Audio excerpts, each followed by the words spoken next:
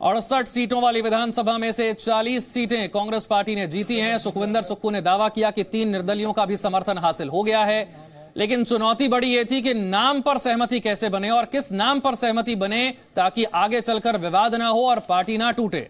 आखिरकार सुखविंदर सुक्खू ही वो नाम साबित हुए जिस पर सहमति बनी है। प्रतिभा सिंह ने भी मान लिया कि जो हाईकमांड का फैसला है वो फैसला हमें मंजूर है, इसके आगे हम कुछ नहीं कहेंगे। प्रतिभा सिंह के समर्थकों ने काफी हंगामा किया, सड़क पर उतरे, आक्रोश जताया, गुस्सा दिखाया, सुखविंदर सुक्खू को स्वीकार नहीं करेंगे ये कहा। यह भी कहा कि वीरभद्र सिंह के परिवार में से ही किसी को पद मिलना चाहिए, लेकिन आखिरकार हाईकमांड अपनी बात मनवाने में सफल हो गया। अमित भारद्वाज मेरे साथ और जानकारी के साथ। अमित भारद्वाज, तो अब तैयारी की जाए शपथ ग्रहण की। बिल्कुल बिल्कुल, अभी पूरी तैयारी हो रही है। हम इस समय सिसिल के बाहर खड़े हैं, यहाँ सभी विधायक भी हैं और जो है सुखविंदर सिंह सुक्खू यहाँ पर आएंगे। जैसे कि मैंने आपको बताया कि पार्टी सोर्सेज ये भी बोल रहे हैं कि वो पूर्व मुख्यमंत्री जयराम ठाकुर से भी जरूर मिलेंगे और फिर उसके बाद यहाँ पर पहुंचेंगे। अगली स्ट्रैटेजी होगी। मैं आपको एक चीज बड़ी स्पष्ट बता देता हूँ कि 3 नाम जो है कांगड़ा से ले लिए गए हैं, मंत्रालय जिन जिनको देना है, और भी जो है इस पर पूरी स्ट्रैटेजी बनाई जाएगी। आला कमान को भेजा जाएगा और फिर वो डिसीजन लेंगे। इस बार देखिए, ये तारीफ करनी होगी, बिना प्रेशर पे आए जो हाईकमान है उन्होंने अपना पूरा डिसीजन दिया। वो लगातार कह रहे थे कि प्रेशर पॉलिटिक्स नहीं होगी। राजीव शुक्ला भी ये कह रहे थे प्रेशर पॉलिटिक्स नहीं होगी, जो प्रदेश के लिए अच्छा होगा, क्योंकि बहुत सारे वादे किए हैं और लोग इंतजार कर रहे हैं कि कब आप काम करेंगे। अगर हम अब इंटरनल पॉलिटिक्स में फंस जाएंगे तो फिर काफी ज्यादा दिक्कत होगी। विक्रमादित्य से भी हम लोग बात कर रहे थे तो उन्होंने यही कहा कि जो पार्टी हाईकमान ने कहा है वो हमें मंजूर है। अभी देखते हैं कि आगे हमारी क्या जिम्मेदारी जो है हमें दी जाती है, हमें क्या जो है वो रिस्पॉन्सिबिलिटी मिलेगी, हम उसको निभाएंगे। तो अब जो स्वर है वो यही हो गए हैं कि लोगों के लिए काम करना है। देखिए, हाईकमान ने इस बार ये चेहरा चुना है क्योंकि जो भाजपा है बड़ी स्ट्रांग विपक्ष है इनके पास, वो किसी भी तरह कोई भी गेम कर सकता है। तो आगे की स्ट्रेटेजी क्या होगी उसको देखते हुए एक स्ट्रांग कैंडिडेट चाहिए था और सुखविंदर सिंह सुक्खू लगातार बहुत मेहनत करके यहां से पहुंचे हैं। चाहे वो जो छात्र नेता की बात हो, उस समय उन्होंने वहां से स्ट्रगल शुरू किया, प्रधान रहे, चीफ रहे कैंपेन कमेटी के लगातार। हालांकि कम्युनिकेशन हॉली लॉज से उनका बिल्कुल भी अच्छा नहीं था, ये सबको मालूम है। और वहां से जीएस बाली जो थे उनका भी कम्युनिकेशन हॉली लॉज से बिल्कुल भी जो है वो नहीं था। यही बात हम आरएस बाली से भी कर रहे थे। और एक बात थी, ये पहली बार हुआ है कि कांग्रेस ने जो कमान है वो लोअर हिमाचल को दी है। बड़ी देर से डिमांड थी, सबसे ज्यादा सीटें वहां से आती हैं। भाजपा ने कितनी बार मुख्यमंत्री वहां से बनाया कि उनको मालूम है कि वहां पर नब्ज पकड़ सकते हैं, वहां सबसे ज्यादा सीटें मिलती है और वहीं से सरकार बनती है। तो इस बार जो हाईकमान ने, कांग्रेस हाईकमान ने जो फैसला लिया है, बहुत ही मजबूती से फैसला लिया है। लगातार हम ये बात कह रहे थे पहले दिन से कि लोअर हिमाचल को आज तक जो है कमान नहीं मिली और इतने साल कांग्रेस ने यहां पर राज किया है।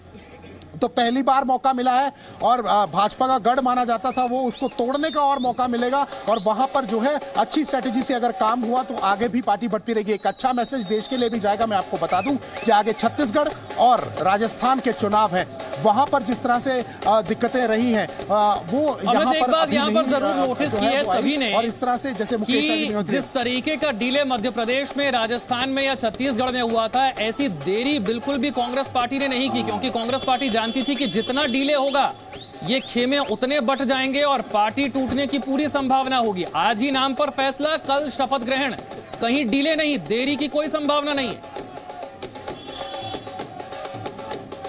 विशाल, हम दोनों ही लाइव पे थे जब हमने बताया था कि आज ही फैसला होगा और कल जो है शपथ ग्रहण हो जाएगा। हालांकि लोग कह रहे थे कि, और इस पे अटकलें भी लगा रहे थे, लेकिन हमने स्पष्ट किया था क्योंकि अभी बिल्कुल जो भी कमांड दे रहा है वो बिल्कुल स्पष्ट हो चुका है कि आगे बड़ी लड़ाई लड़नी है। 2024 के भी लोकसभा चुनाव है, उस पर भी लड़ाई लड़नी है। उनके सामने जो लोग हैं वो बहुत ही ज्यादा एक्सपीरियंस हैं, उन्हें सारे दांव पेच आते हैं। तो इस समय अच्छी शुरुआत कही जाएगी और ये जो चीजें अभी घटनाक्रम हुआ है, बहुत अच्छा ये कि इतनी जल्दी जो है एकदम डिसीजन ले लिया गया और अगली शुरुआत कर ली गई।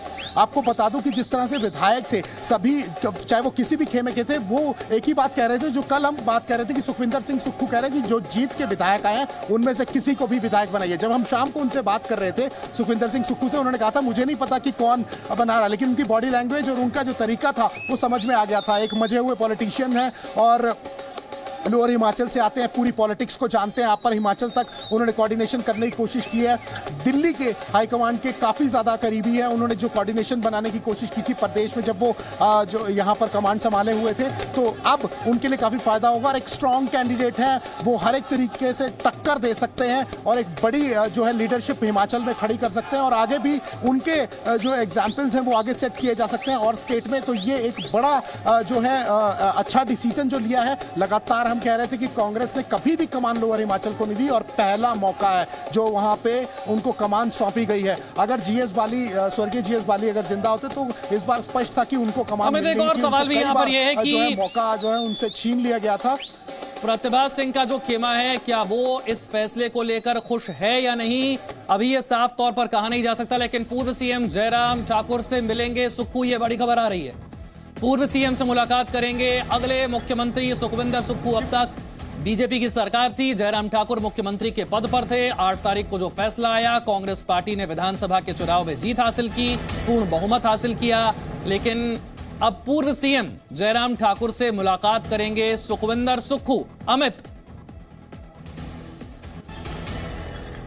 जी बिल्कुल, ये पार्टी सोर्सेस हमें बता रहे हैं, आला नेता हैं, उन्होंने कहा कि वो एक शिष्टाचार के तहत उनसे जरूर मुलाकात करेंगे। पूर्व मुख्यमंत्री जयराम ठाकुर से उनसे मिलने जाएंगे और उसके बाद ही जो है वो यहाँ लौटेंगे और फिर विधायकों के साथ बातचीत करेंगे। देखिए, पूरी रिपोर्ट बनाकर आला कमान को सौंप दी गई है कि आगे मंत्रालय कैसे होगा, किस किस के पास होना चाहिए और कैसे पार्टी जो है, पार्टी के एमएलए इंटैक्ट रहें। तो ये जैसे कि मैंने आपको बताया कि जिसका जो परफॉर्मेंस है उसके बारे में वहाँ भेजा गया है। और देखिए, कुछ यंगस्टर्स हैं जिन्होंने बहुत अच्छा परफॉर्म किया, उसके बारे में उन्होंने पूरी एक रिपोर्ट बना के भेजी है, जिनका मार्जिन भी बहुत ज्यादा है। पहली बार चुनाव लड़ रहे हैं, चाहे वो चैतन्य शर्मा हो, चाहे वो आरएस बाली हो, पहली बार चुनाव लड़ रहे हैं और इतना बेहतरीन परफॉर्मेंस उन्होंने दिया है लोगों को।